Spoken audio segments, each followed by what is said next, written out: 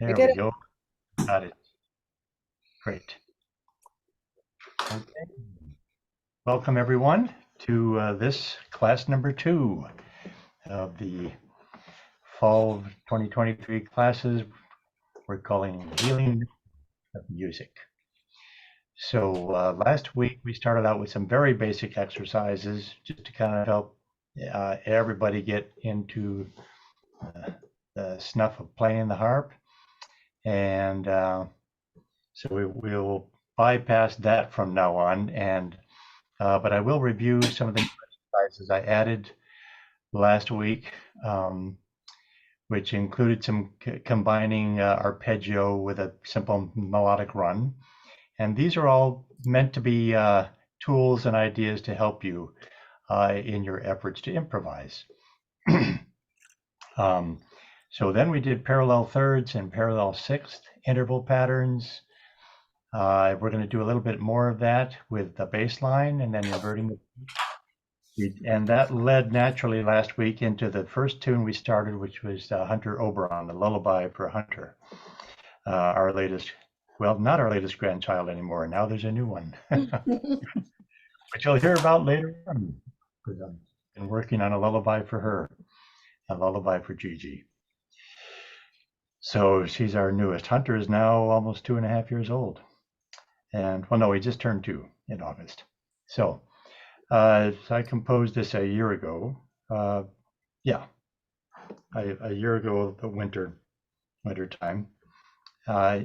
Came out of an improvisation, and I was thinking and playing around with fifths and parallel thirds and parallel sixth intervals with bass patterns and chord patterns. And out of that grew this piece. And if everyone saw the 2 videos I sent, they were 2 different kinds of files, so hopefully everybody was able to get them. One for Hunter's Lullaby, and that was the original improvisation. The other is for a recording I did in our living room. It's very poor quality video, but the important part is the music that comes through for the Hymn to the Earth, Sun, and Moon. So, and that was a piece inspired by the 2017 eclipse, which Pam and I got to experience on the Oregon coast in Lincoln City. It was quite an amazing experience, and this piece came out of that in improvisation during totality. So I felt that was quite a special time for me and my harp. It was quite an amusing experience.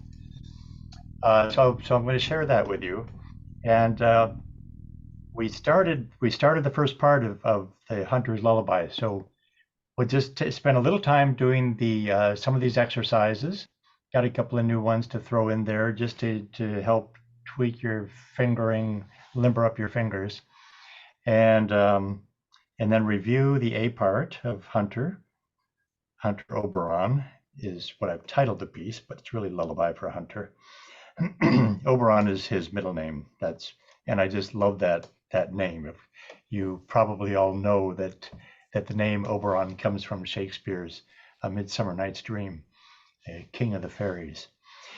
Anyway, yes, and then we'll make an effort. Let's see if we can finish up the rest of the piece, because the first part of the tune really is chiefly wrapped up in this melody that follows a whole line of parallel thirds, and then the second part of the tune breaks down into melody of parallel sixths, and the 2 hands invert.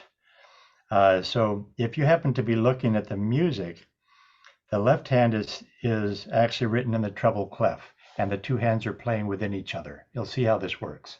It's quite a special sound, and I think you'll enjoy working with this.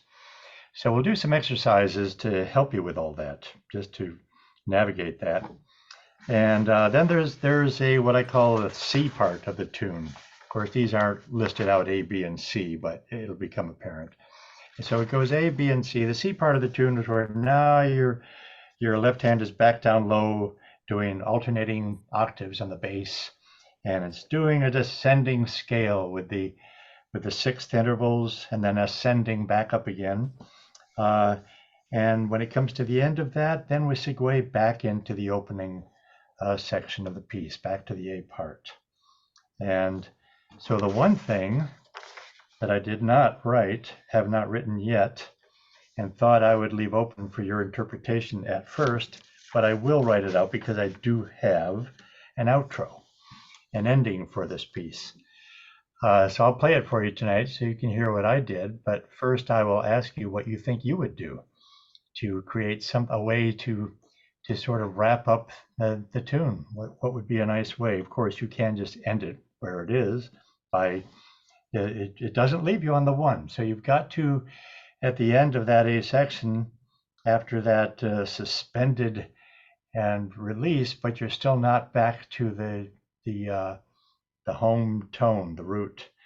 So you can either resolve it with a chord and be done with it, or a nice extended arpeggio, or you can devise a little outro. So I will ultimately show you what I did with that. And at some point I'll write it out for you too. I was intending to write it out for you, and then I thought, no, I'll tell the class to come up with their own. Come up with your own outro for it. See what you think you would do, just for the fun of it.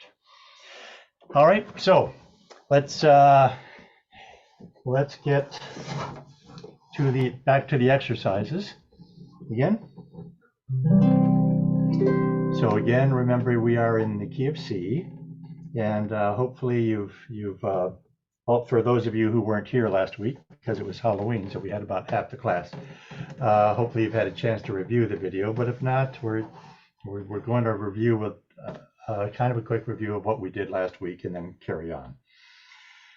So the first thing I wanted to do before we get into the parallel thirds and sixths is this little pattern that I came up with, combining an arpeggio with the left hand with a simple melodic run with the right hand. Really, it's basically like a combination arpeggio scale exercise. So you've got your left hand on the C arpeggio, and I'm pretty much keeping the range. I will expand from time to time for those of you with bigger harps.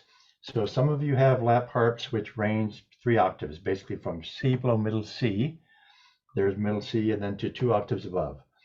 So the what I call the full range concert Celtic harp gives you another full lower octave and a full higher octave. Okay, but think in terms of playing within this range of 3 octaves, starting at C below middle C. So here's my middle C. So play the C arpeggio with the left hand. And that's C, E, G, C. So you got the triad at the base, remember that always, that all harmony is based upon the triad, 3 notes. And then the right hand is going to position on the 4 notes, D, E, F, G. So your left hand will play the C arpeggio, and the right hand will then continue. Just the 4 notes right in a row. So left hand's playing arpeggio, right hand's playing half a scale, basically. Okay, so we just do those together, and then you have a 1 beat rest to then move the whole thing up 1 to the next arpeggio, D minor. Move it all up 1 again. So we'll just keep going up the scale in this fashion. And we're not going to go all the way up the scale. We don't need to. You can when you practice on your own. But for the sake of time, let's just do the first 5. So we're going to do C, D, E, F, G. Starting with C, C arpeggio, here we go. Scale, arpeggio left hand, C arpeggio left hand, and then a scale of 5 starting from the note D right above that C of the thumb. Okay, ready, begin. Move everything up 1 step to D, starting on D now. So now the right hand starting on E. Keep going up the scale. F.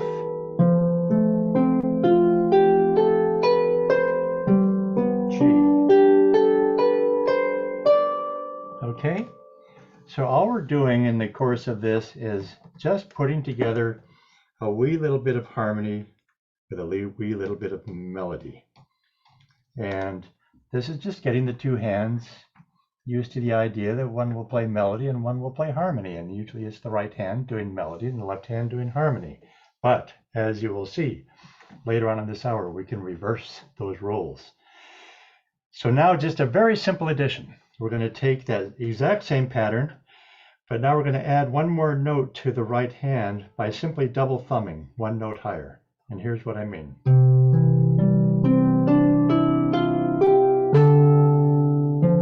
So by going one more note higher, adding one more note with the thumb, it's going to play that note at the same time that the left hand starts on the next chord. So now the two hands are going to overlap together just a wee little bit. So it'll sound like this. So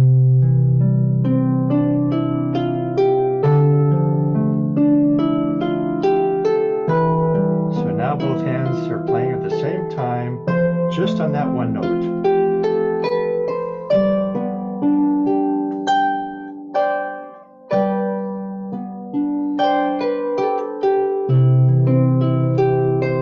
So there it just broke into an improvisation. See how that could lead into just noodling around on the harp. So does everyone understand what I did? I simply added one extra note, making it 5 instead of 4, but to get the 5th note with the right hand, I simply moved the thumb up 1. I just double thumbed to get the 5th note. Okay? Let's try that one more time, because now you're hearing a more sense of completeness of the two hands working together by simply having that note that coincides with the first note of the left hand, the beginning of the arpeggio in each instant as it moves up the scale. Here we go, one more time, just up 5 notes from C to G.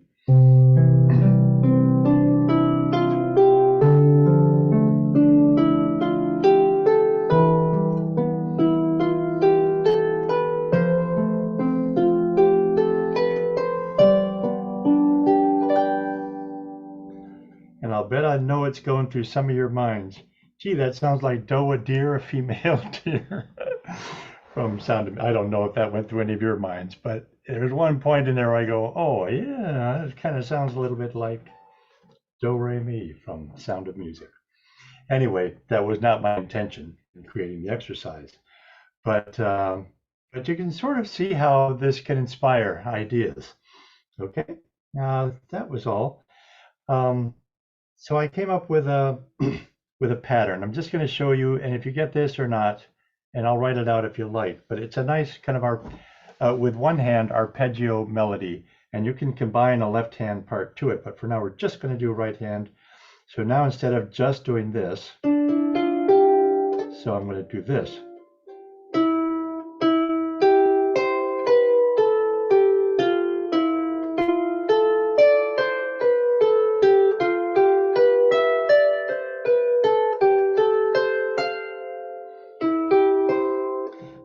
So one time through the pattern will be this. Your 3 fingers on E, G, C. 3, 2, 1. This is just right hand now. Don't even think about the left right now. So E, G, C. When you get to that C, you're going to just start as if you're playing down the scale. Cross over to the thumb, and now you are going to place the 4th finger on the E to start the next pattern.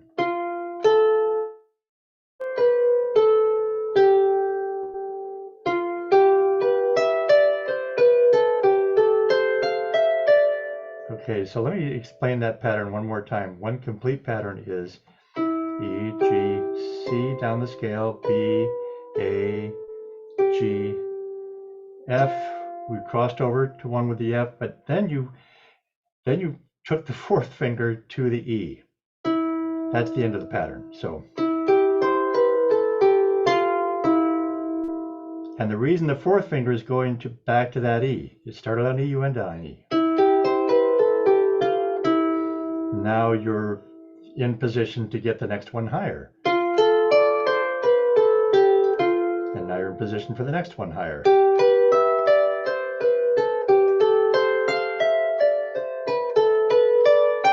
Now you could combine that with an arpeggio with the left hand.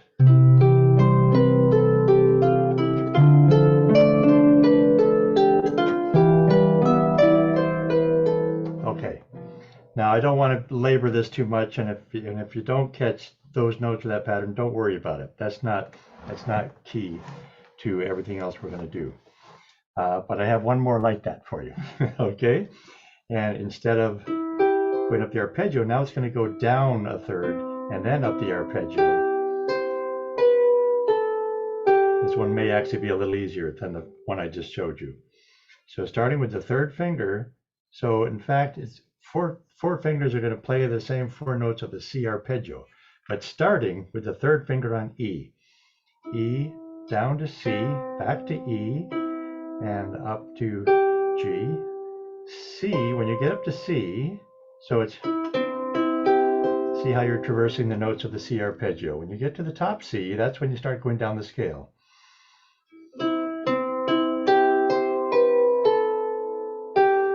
And now here's a tricky thing. You're going to cross over with the third finger instead of the thumb. So this is another optional crossover. We're used to thinking of crossovers as always being fourth finger to the thumb or thumb over the fourth finger. You know? But in this case, when we get to the fourth, now we're going to cross over, not with the thumb, but with the third, so that we can now be in position for the next arpeggio pattern.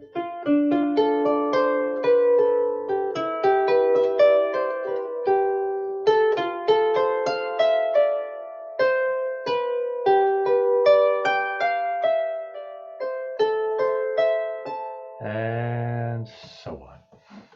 Okay, so that was just a couple of ideas. So let's put a margin there on that. Next paragraph, let's move to the parallel intervals. Now I should stop, and if anyone wants me to go over those two patterns in detail, does anybody have a question on that so far? And yeah, Lynn, go ahead. Okay, because I can't really see your strings that well,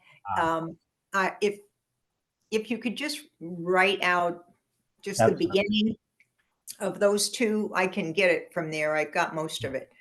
Sure. But I'm not, I can't see enough. Right. I know visibility is a problem. Yeah. There. Okay. Thanks. I've tried different backgrounds. The black seems to work the best, but and it especially highlights these, but not so well these, and so on. But yes, in fact, I had thought of that I will write those out because it's a very simple matter to put those into exercise form. So yeah, thanks for that request, and I will work on that. Get that to you as soon as possible. Okay. There's actually a couple of ways you could cross over with the third or the thumb, it occurs to me. And then you have to go from 1 to 4.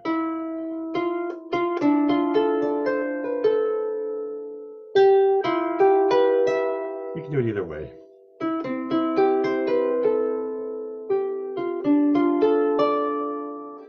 Nice that there are options. I'll try to write that out and suggest it. Okay. So let's, any other questions? That was a good one that I will follow up with some notation. And I understand that not all of you read music. Don't worry about that either, okay? Let's now, this next part of exercises, you definitely won't need to have written out. I certainly can if you want. But we're simply going to do the scale of parallel thirds and parallel sixths, up and down, and then we'll do it with a bass, a simple drone repeating bass, and then we're going to reverse the hands and do the parallel intervals with the left hand, and what the bass was doing we'll do with the right hand up high. And these are all things that positions you'll actually encounter in Hunter Oberon, the piece. Alrighty.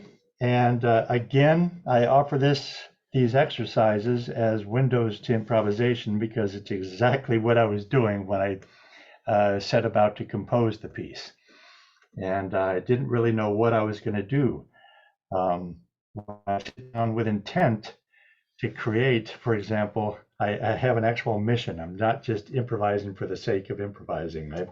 I've got a piece that I need to come up with, for a grandchild, and so it needs to be something special somehow. And so those kinds of inspirations happen in different ways. In this case, I really had to kind of work at it. And the piece itself, I worried at first that it maybe sounded too contrived because of all the parallel intervals. But once I got into the movement of the melody itself, even though there were parallel intervals, I began to see the shape coming forth of a piece that had different parts to it. So here is the simple, there's no alternating of fingers, no crossing over whatsoever, very simple. We're just going to go up the scale of thirds, starting with the right hand on fingers 2 and 1 on C and E, okay? Okay, you all understand that that's a third interval, and it's a third because if you count from C to E, there are 3 strings, C, D, E. And that's all it means. When we talk about numbers in music, that's all it is, the distance between notes, or the distance between chords, if we're talking about 1, 4, 5 chords, etc. Or the distance between the notes of a triad. It could be a root, a third, and a fifth. Again, just counting those same things. Root is the 1, 2, 3, 4, 5, all triads, root, third, and fifth. All harmony is based upon the triad. So, in this case, we're just doing the third, and we're going to go up the scale like so.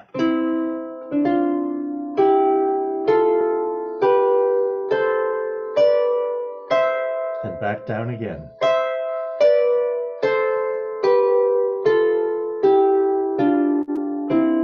Okay, very simple, of course. Now we're going to invert that, and I'll show you what I mean when I say that a third is an inverted sixth, and vice versa. A sixth is an inverted third, and something special happens to the harmony, feeling of the harmony when you invert the interval. And we have inversions of chords. That's something we'll encounter, of course, as well. So here's what that means. If I want to change this third into a sixth, I'm going to get rid of the low C and move to the high C, but I'm going to keep that same E. So hence, a third, C, D, E, 1, 2, 3.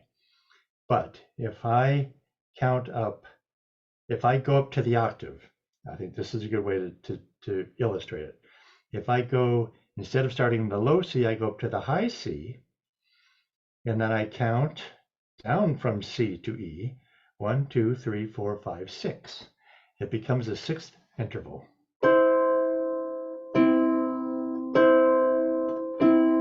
It's the same harmony, but we've inverted it. We've taken one of the notes and moved it to an octave, and that changed the relationship of it didn't change the actual harmony, but it changed the nature of the sound of the harmony. And now we're going to go up the scale with that sixth interval. So now instead of starting on the low C, think in terms of the thumb is now leading it with the high C, and it's being trailed by, now in this case, the third finger, because a sixth is a wide enough interval that you want to bypass the second finger to account for the extra space that you have to traverse to get from C down to E. And we're just going to go up one complete octave scale with that. So it's going to sound like this.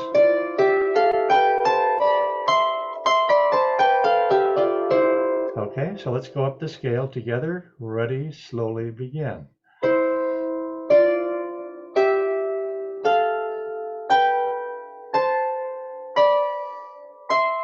And back down again.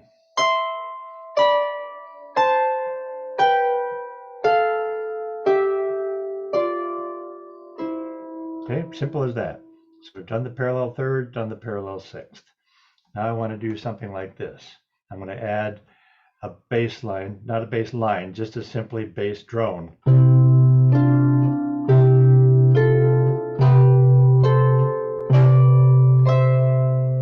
So I'm having you play the bass once for every 2 notes of the right hand. Okay, let's try that. Everybody together. So the bass is just repeating the same note, C, and for you lap harps, that's your lowest note. There. Okay, ready? C, C bass again, bass again, and now repeat that top one and go back down.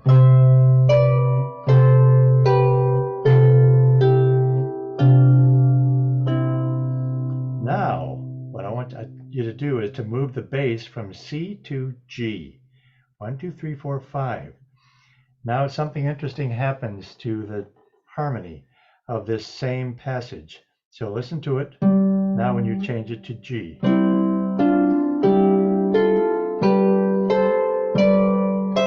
Back down.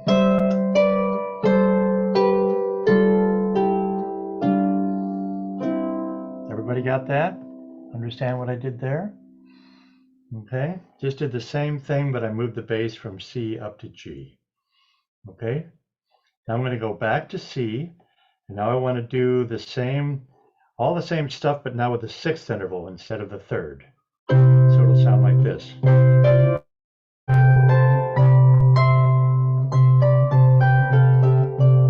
then we're going to do the same thing, move the bass.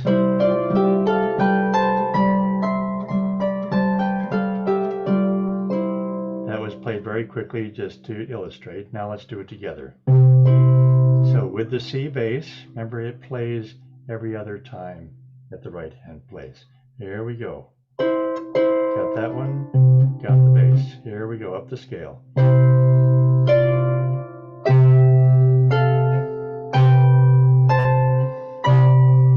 Back down.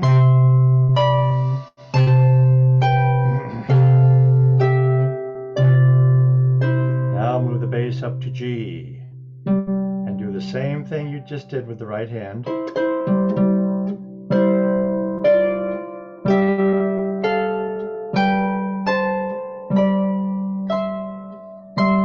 Back down.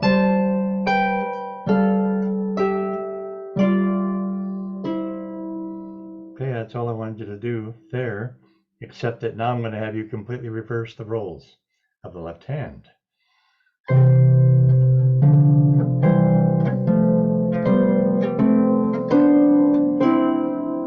It sounds a bit different, doesn't it? When we have the left hand play the parallel thirds going up and the right hand playing the same C up high. Left hand starting on low C below middle C, right hand's playing the C above that as a drone. Okay, just for now. We can do this a lot of different ways and we can add more notes to it, but for now we're just keeping it sparse and simple. So here we go. Left hand is playing the parallel third, so this may take a little getting used to, but just so you understand the concept. Here we go, up the scale with the left hand. And if you can't do both hands, then do the one that has the parallel intervals. In other words, in this case, don't worry about the right hand. I want to make sure you get those parallel thirds going up and down. I wanted to give the left hand a chance to try that. Here it goes. Ready? Begin.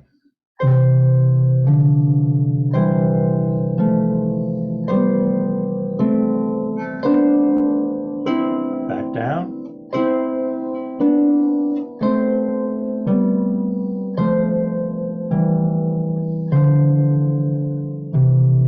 Okay. Now keep the same, if you're doing both hands, keep that same high C with the right hand, but change to the 6th interval.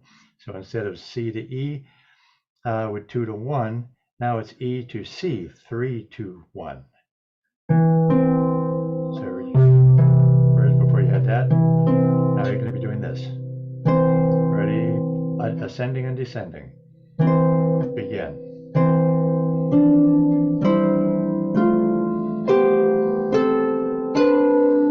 Back down.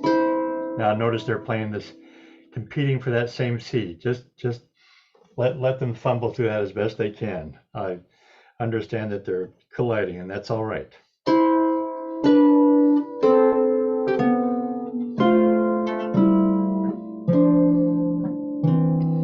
There's some harmonies that occur there that I just love.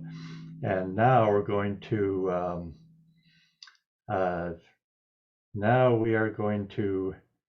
We've inverted that. Oh, changed the bass. So now we're going to bring it up to the high E. And if you wanted to, you could add the low E with it. But for now, we're keeping it simple, one note.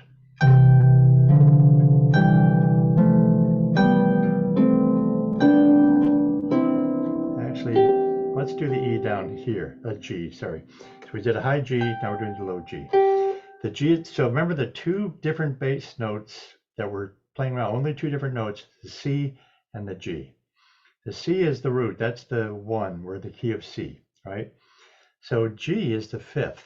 So what we're doing is creating the effect of the open fifth as a drone almost, and it still harmonizes. All the same notes still harmonize with G as they did with C, but it creates a whole different feeling to the harmony. So let's do that one more time. First with the thirds up and down. We're starting with C and E below middle C, down at the bottom of your lap harp. And we're playing the G above, right above middle C instead of the octave higher that I initially had you do. So here we go, up the scale with the left hand.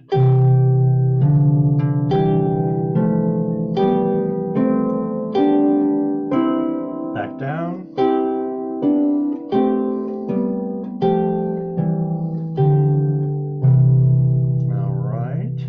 Now, this is the last part. Now we're going to do the parallel sixth. So move your finger positions 3 to 1 from E to C. So first you had 2 to 1 from the low C to E. Now you're replacing that upper E with the third finger and the thumb up to the high C. That created the sixth interval. Remember, the sixth interval is an inversion of the third interval. Inversion of the sixth, inversion of the third, just depending on which way you look at it. So now we're going to go up the scale with the sixth. And this will be the first time that your hands will now not only collide, but start moving within each other. This left hand is now going to embrace the drone note in the middle of it as it goes up, like so.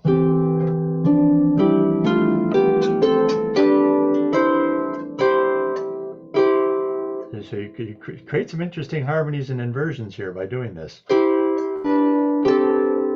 Now there's a nice tension. Another nice tension. Okay, let's try that together. Ready? Begin.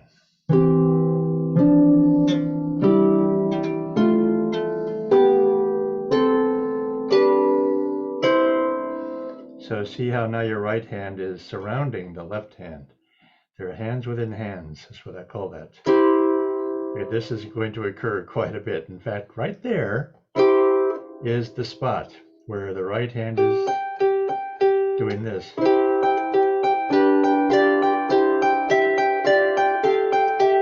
That's going to be the next section of Hunter Oberon. Okay.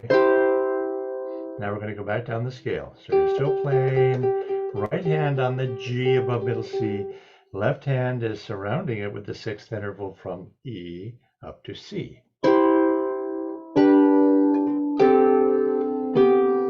There they collided, right? Don't worry about that.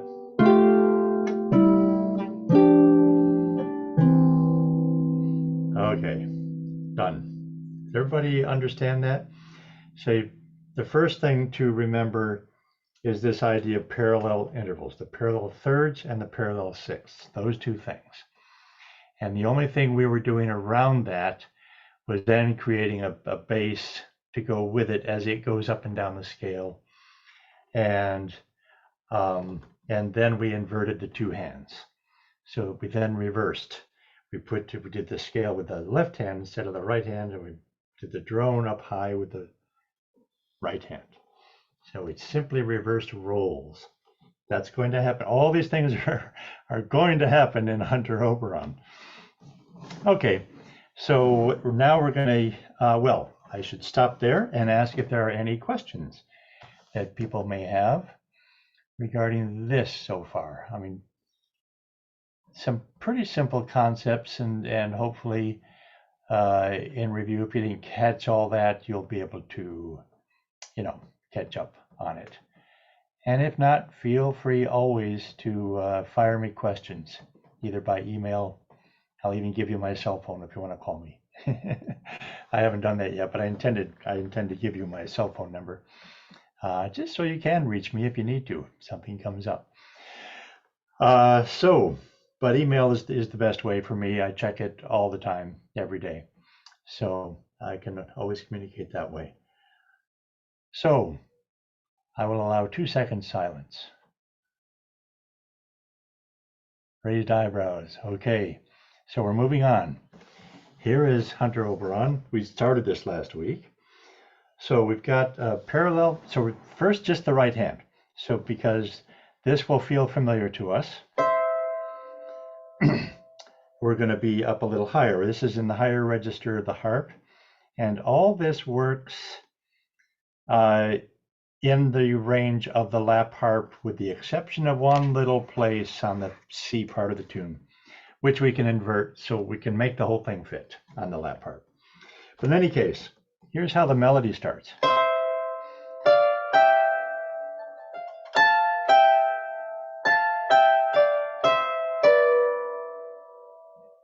That's the first 2 measures.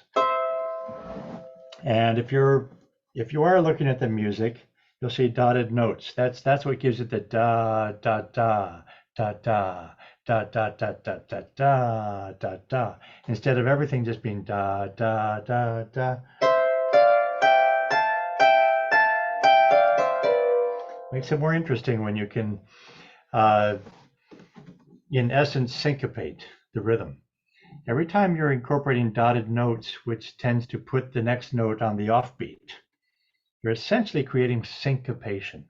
This is a wonderful element of music and another part of your little musical toolbox. I'm working on an outline, by the way, which I call the musical toolbox for improvisation, which will just list out all these things, what they are. That every possible combination of things you can do between parallel intervals, scales, arpeggios, inversions, suspended chords, and the 1-4-5 in the major, the 1-4-5 in the minor, their relative minors, and then the different kinds of scales, from diatonic to pentatonic. And pentatonic is something we're going to talk about later on, because that is a beautiful way to start improvising in a melody in the pentatonic mode, where the simplest way to describe that is to eliminate the red and blue strings. And you simply got, and we'll play with that later. So those are all things I'm going to, that you have to look forward to, and there will be an outline that you can refer to as your musical toolbox, I call it. Okay, so here we are.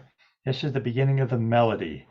So I'm not going to spend much time now, because we did this last week, doing the A part, and then we're going to move on to the B part.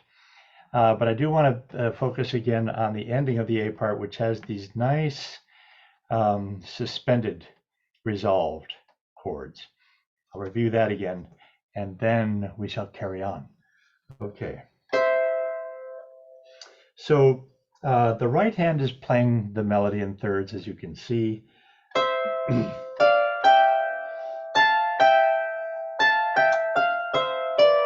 And now down to the A and C. So it started out with C and E, and just went up the scale, da da da da da da da da da, went down the scale to E and C, and it does the same pattern. Almost the same pattern. Now it moves down to F.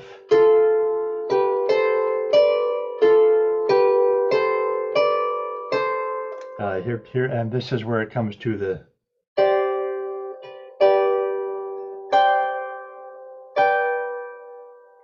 and the left hand is doing something pretty simple.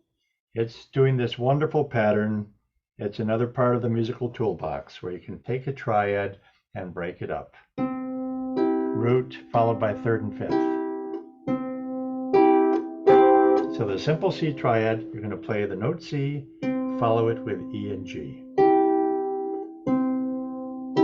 So the first two measures are all in that C chord pattern. So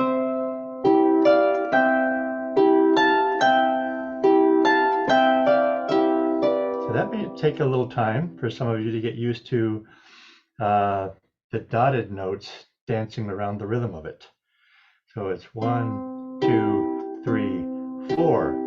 But if you were to count the ands in between those, you have 1 and 2 and 3 and 4 and. And every time you have a dotted note, it's throwing the next note on the and, which is the offbeat. That's the nature of syncopation. That right there.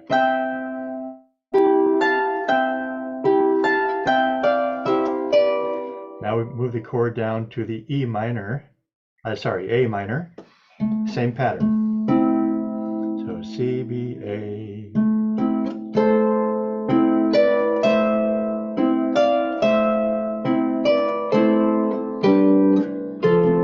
Now notice how we just moved everything down in step. And now we have this pattern on the F chord.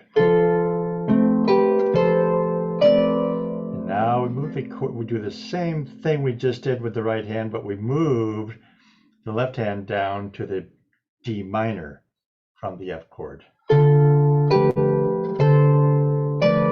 there's no dotted notes there. So and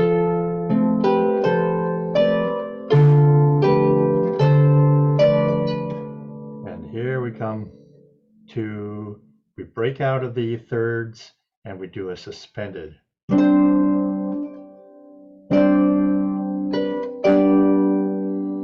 So what's a suspended? So we take the G triad. We're on the G triad, the one chord, okay? And we're doing this with both chords in unison. They're both doing the same thing. So, but just to illustrate the suspended again for you, you got the triad, and this works best on the 1 and the 5 chord of the major chords, the suspended resolve. What happens is you take the middle note of the triad and move it up 1. So in the case of the G triad, so that's the 5 chord, but don't worry about that. G triad, you're going to move the middle finger up from B to C. C is right next to D. When we play those together, we create something that's called a suspended chord.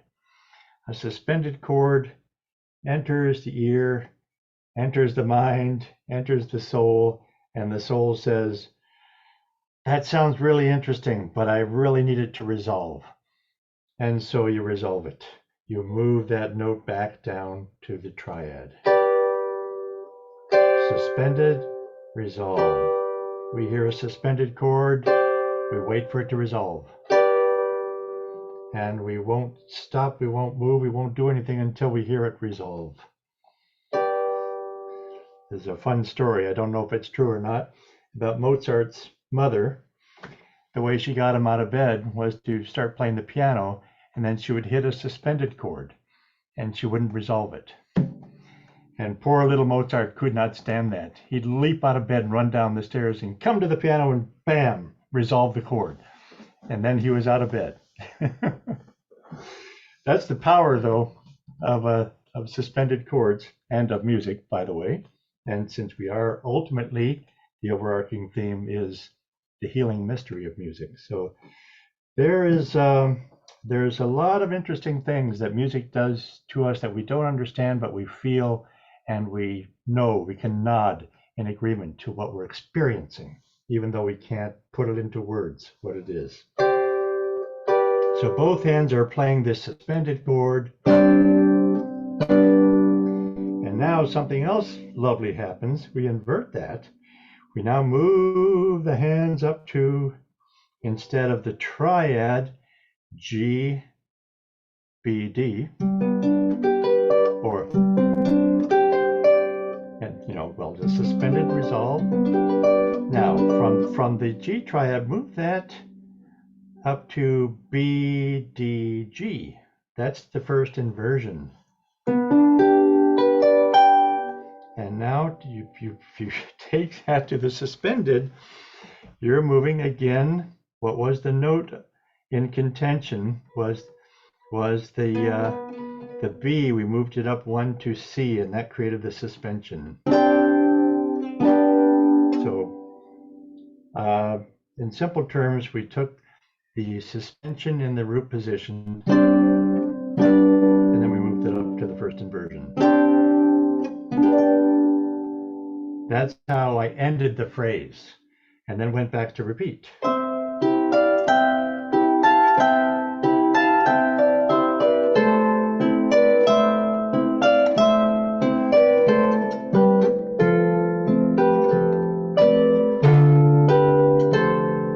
Suspended, resolve,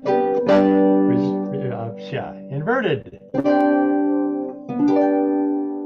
And now that repeats, right? Now look what's going to happen when we come to the end of the second time, the repeat, where we go to 2, the second ending.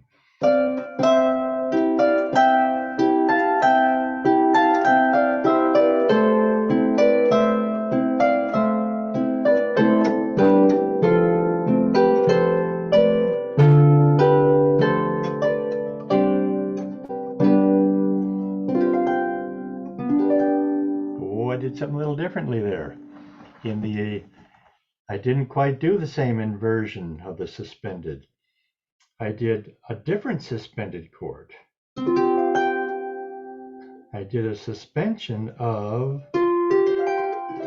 what would be a suspension of the 1 chord, C, except that I didn't resolve it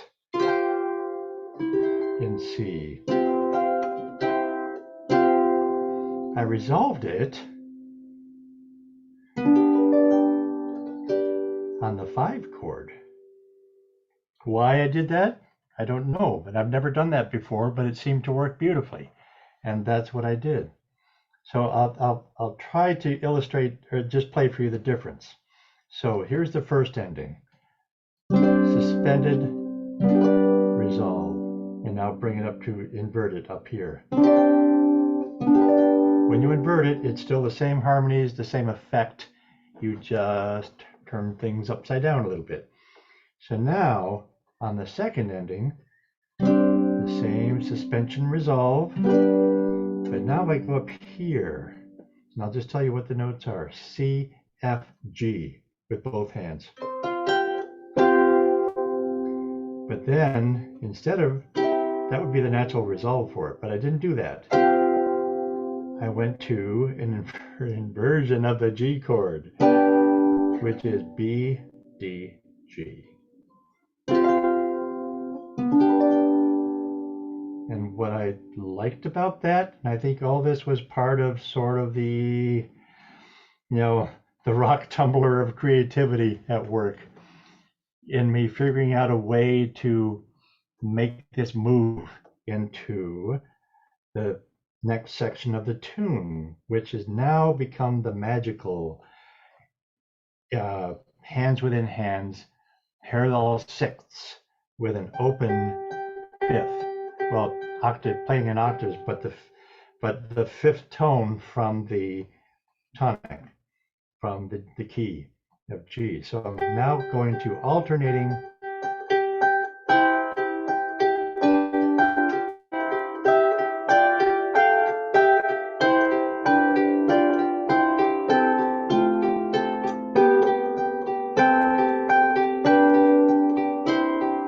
and so on, and they keep going up and up and up and up and up. So by that, so the inversion on the second ending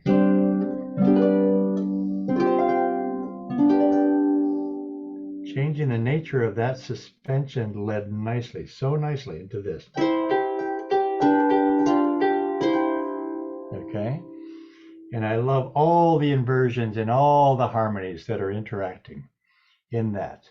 You essentially are working around a drone. It's almost the same principle as the bagpipe that always has a drone going, and the melody is moving all around it, all over the place, and the drones will always kind of keep the fundamental tone, or its fifth, and that's the way drones work.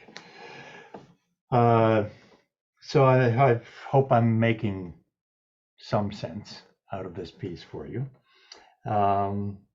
So that may sound a little tricky. if you can read the music, that will definitely help you uh, find your way through those inversions. And otherwise, I would say don't worry about all that stuff so much, but get the one inversion. Think in terms of the G chord, G triad, but move the middle note up one. That's all you need to know. That's the suspension. And then you bring it to the middle note. Just drop it down one from C to B. And that'll work to move into the B part just as well. Okay, so from there, and as I said, I wasn't going to spend as much detail going through the notes of the A part because we did that more last week. So I want to move on into the B part of the tune and the C part. So this is where we get into the hand roll reversal. So first of all, as we break into this next part and go through that transition, any burning questions you want to ask me before we continue going through all that? Okay, and if you don't catch all this, don't worry about it. If you catch the concepts, that's kind of more the boat that I'm going for. You understand what I'm giving in the way of exercises and how it's working into a piece. Whether you learn the piece or not, just to understand what how it was constructed and what inspired it is the important thing. Okay, so here we go. What happens now is you've got a fast moving alternating drone, essentially. Octaves from the high G to the low G. If you're looking at the music, you see that pretty easily on the top line. And again, when you look at, if you're looking at the music, you see that both the top and the bottom line are in treble clef because both hands are playing up high. One hand's playing within the other hand. And the right hand, this is all it's doing, is back and forth. High G, low G, high G, low G. They're all 16th notes, 8th notes.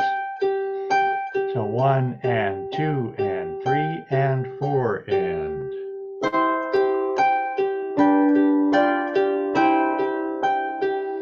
And even if you just took that first measure and tried to repeat that, it'll help you get into the groove of what's happening there. This is something different, perhaps, than you've ever done before.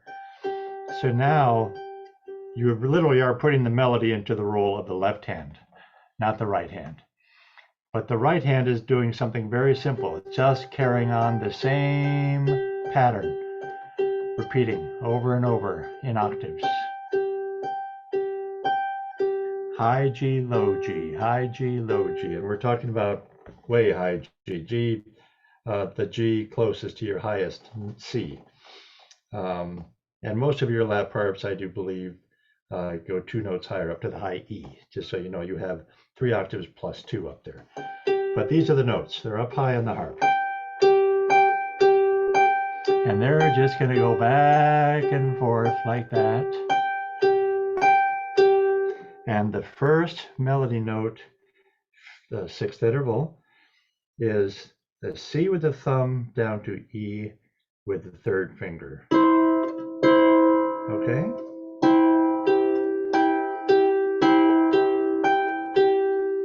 And for now, just do that, just to get used to it. So this may take some getting used to. Think of it a little bit like a seesaw or a rocking horse. Ideally, you want them to be able to hand off one note to the other. That's the ideal fingering. So the low note plays, the thumb is getting in place at the same time. The thumb plays, 3rd finger getting in place at the same time. Don't let that bog you down, but that's a good little exercise just by itself to make sure you're getting. If you do it like that, then you can go as fast as you want. because you're constantly handing off one note to the next note. And the actual tempo for the piece, because it's not a fast piece, obviously, it's a lullaby. But still, they're 8 notes. Well, these are going what appear to be kind of fast. The left-hand melody is slow around it.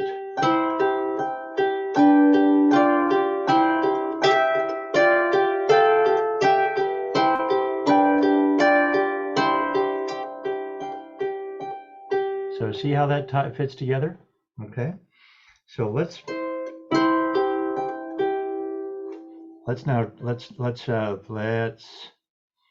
try just the first measure.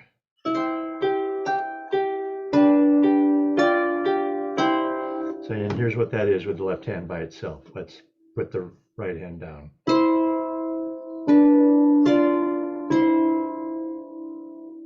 So we are around. Now, in the case of the 6th interval, the thumb is the one playing the dominant note. That's the melody. La, la, la, la. That's the actual melody. The 6th below it is really just playing along with it as a trailing harmony. La, da, da, da. So the melody itself is C, B, D, C. I'm just talking about the first measure, right? the first measure. But once you get that, and then you see it continue to move. Da, da, da, da, da. So it just keeps moving around that form. Da, da, da, da, da, da, da, da, da, da, da, da, bum, bum, bum. Now it starts just going up slowly up the scale, and then all the way up the scale to, and it still maintains the 6th interval pattern. But now when we get into that, that's what I call the C part of the tune. The hands reverse again. Now the right hand takes over up here, while the left hand does this nice low drone for contrast. And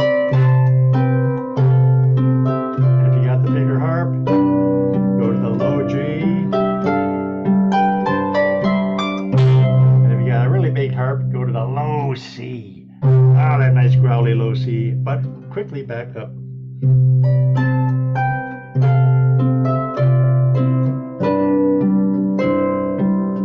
I'm leaping ahead here, forgive me. I'll get back, I promise. And then you're back to the A part of the tune for the ending. Now that can be inverted. You don't have to go to that low G and that low C. Obviously, if you've got the lap harp, what you would do is come up to the high G.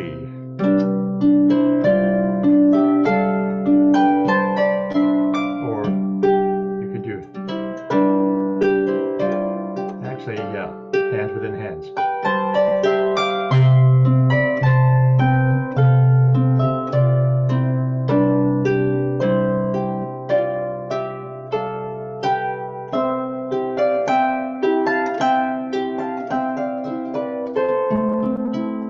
So there again, you see how the piece moves from one part to the next and then comes back to the beginning, back to where we started. So let's come back to the beginning of the second section. So let's just get this. First, there's just the 3 note patterns. And I want you to just repeat that.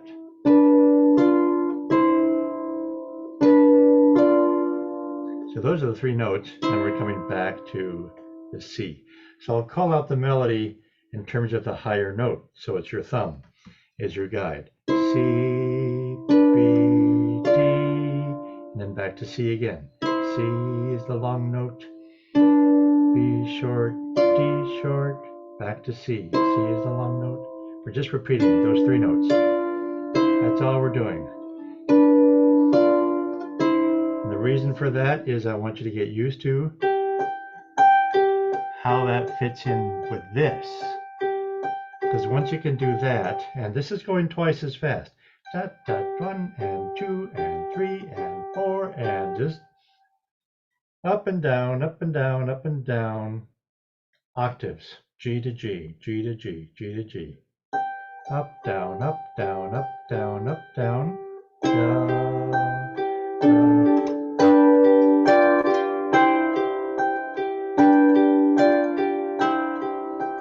Just repeat those 3 notes. It ends with a D and then comes back to C. C, B, D, C, B, D, C.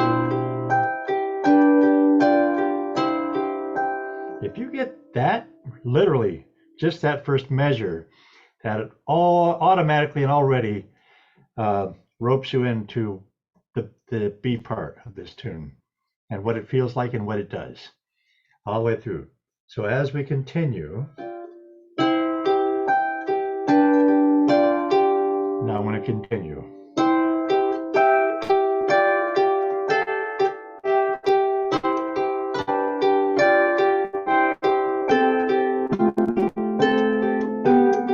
Now it's just going to go up the scale. When it got to the G, it just started going slowly up the scale. First half notes, 4 of them. Now quarter notes.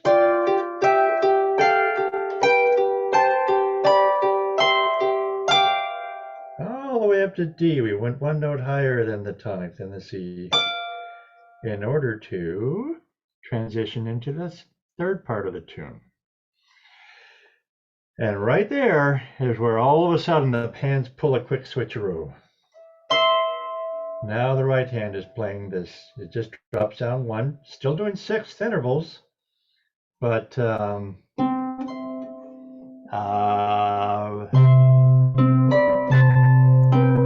now instead of the you know, where we had this pop pop pop pop pop pop, now it's half the speed, just alternating bass, just quarter notes, octave C's.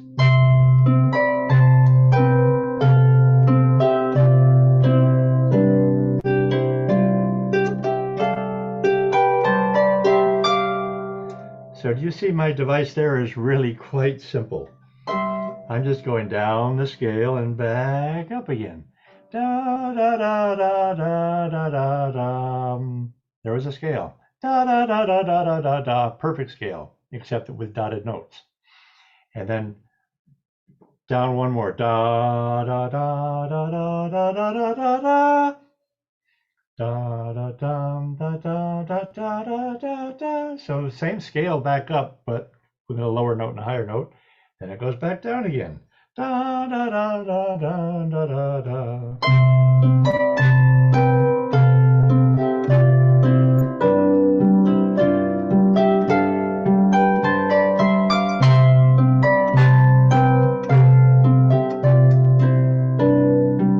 Now we slow them down and we do what's called retard. R-I-T-A-R-D. That means we slow down gradually to lead us back to.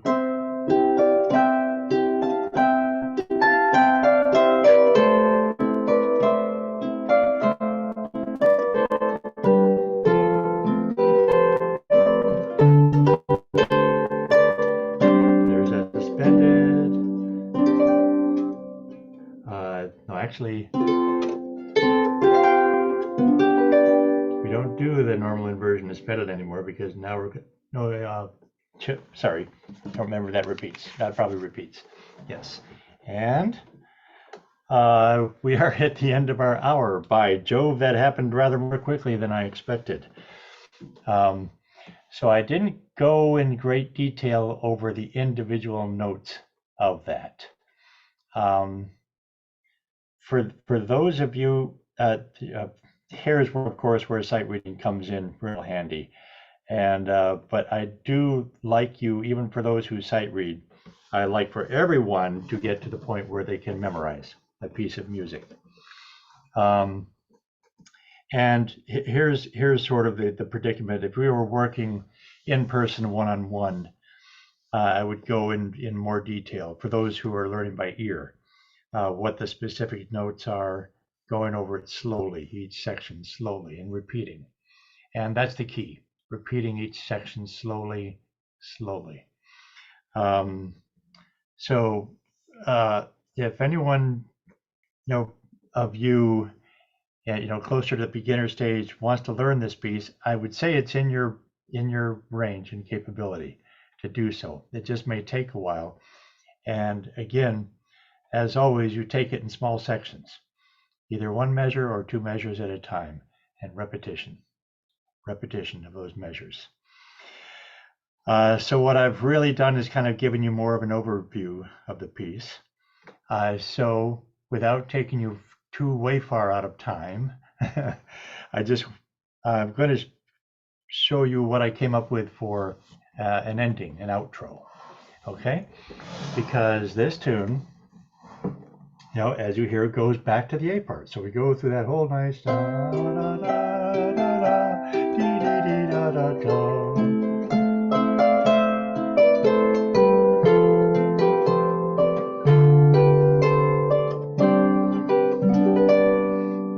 And then on the final one, I do this inversion or suspension. So that's telling me that I need to, now the piece is coming to a conclusion. What am I going to do to conclude it? It didn't feel right to just go back to the major, to the root again. So what I ended up doing is going to a minor chord, using the same devices of the third interval and bringing it around to a place where it could finally resolve on what ends up being a rather extended suspension, is what I call it. And I can explain that in more detail later. But here's how I ended up. So sort of tail from the end of the suspendeds. Now I did this. I went to an A minor chord.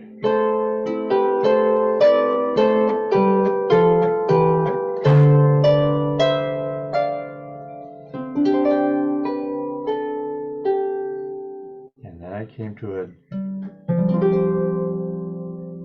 suspended on the C, but instead of resolving it, I extend the suspension.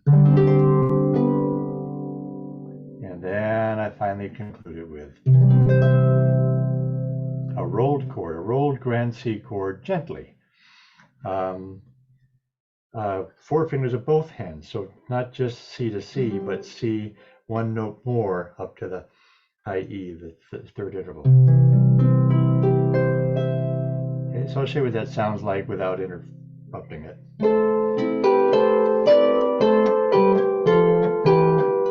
And what I liked about that is you now got some counterpoint going. Da da da da da. The bass continues going down while the right hand starts going back up. That's another nice voice. Counterpoint. Yes. Toolbox. Think toolbox.